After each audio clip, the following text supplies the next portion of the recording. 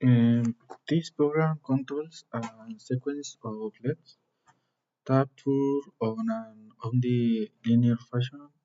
First, the code configures the microcontroller to use the pins correctly, and the turns on the first LEDs in the enters an infinity loop where in the first parts in tours of the LEDs are turned on in reset CNT to start turning.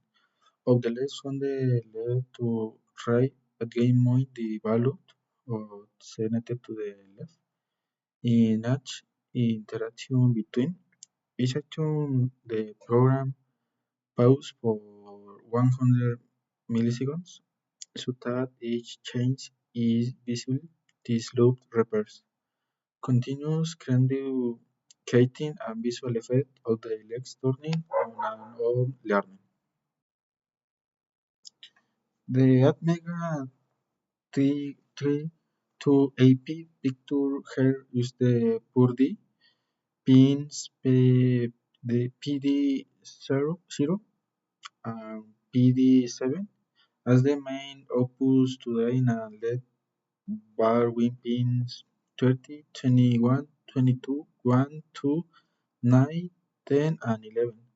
Connect each layer on the bar. Additionally, the microcontroller is powered via the VCC pin 18, while GND covers the ground for system operations to project the legs for damage from excess current resistor 220 ohms